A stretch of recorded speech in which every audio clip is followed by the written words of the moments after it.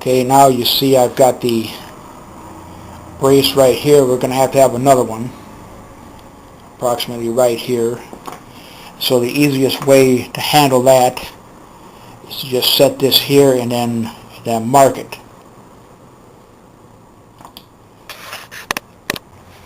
And now the idea is to test fit it, which I did.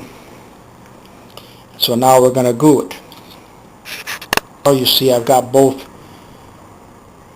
braces there, and I'll make sure they're as level as what I can get on the side, and do the same thing to each side. Now you can see that one, so I'll do the other side. Okay, so I got one more side to do. Okay, so there you have it.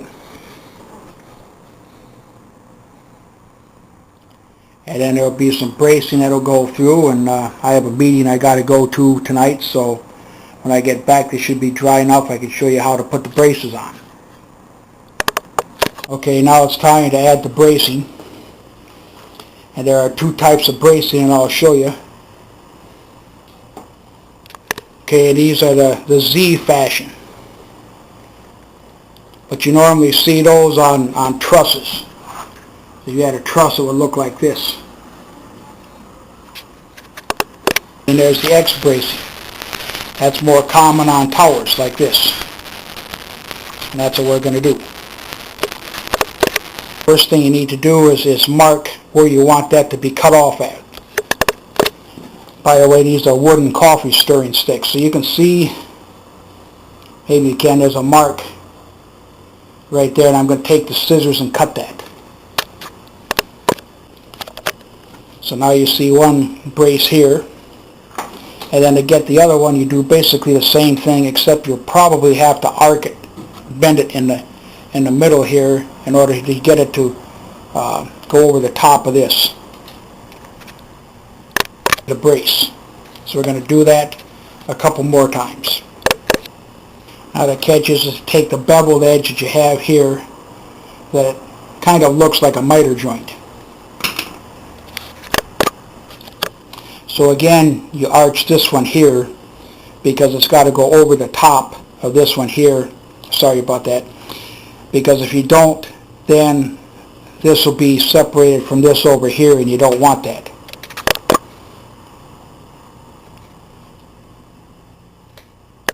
Okay, so now you see how the bracing looks.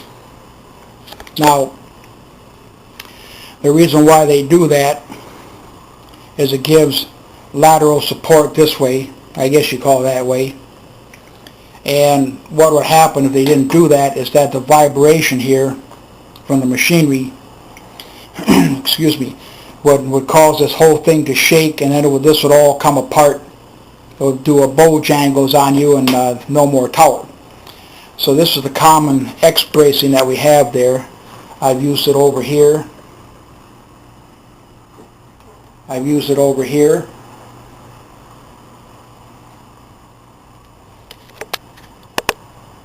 Okay, now I'm going to do the same thing. These coffee stirring sticks cost about $1.65 at a local grocery store. Okay, and there's the completed bracing.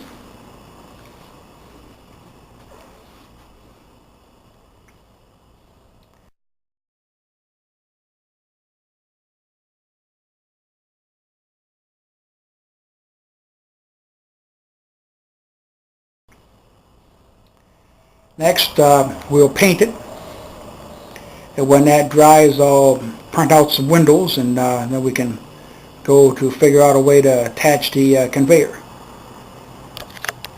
Alright, now I'm going to paint the spindly tower.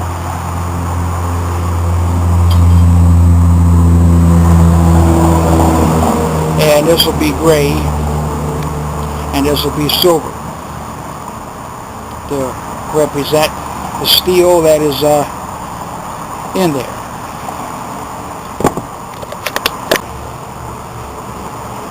Now the catch is here is to start your spray off, on, off, you see, like this. And the reason why you do that is because if you started, let's say this is down here was what you wanted to paint, and you start right there, see what happens? So that way you'll end up having an even coat. And then if there's any, sometimes there's spits that happen, and you want the spits to happen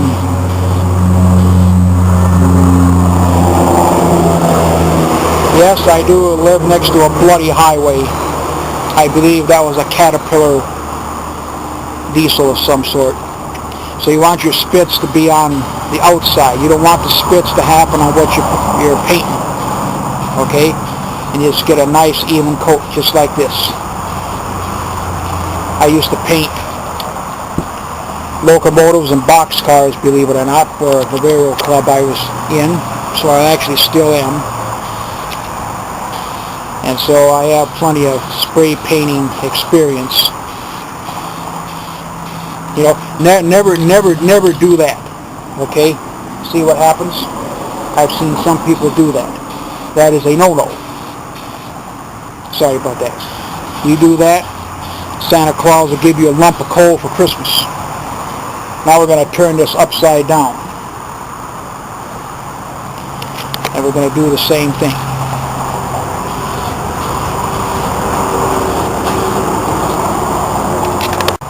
And then you make sure you get your corners. Whoops. Make sure it's heading in the right direction. Also make sure it sprays away from your head. I accidentally didn't do that one time, and I ended up being a redhead. Actually, as bald as I am, I'm lucky to have any hair, so. Okay. Get done, always turn your can upside down and then spray it, and that'll clear out the nozzle and it'll last longer. Alright, so right now this is all pretty and brand new, but you know right well it's not going to be that way because there's all sorts of dust. So what you do is you just take some black paint here,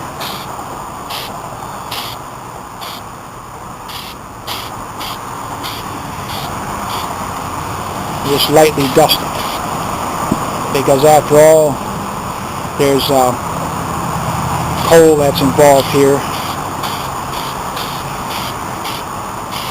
Okay.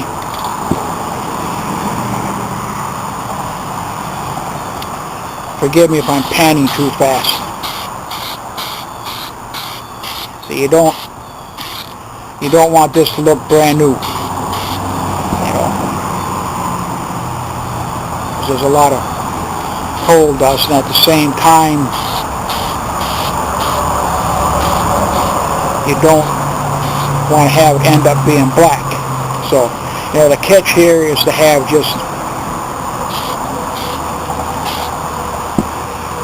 little fine coats of paint.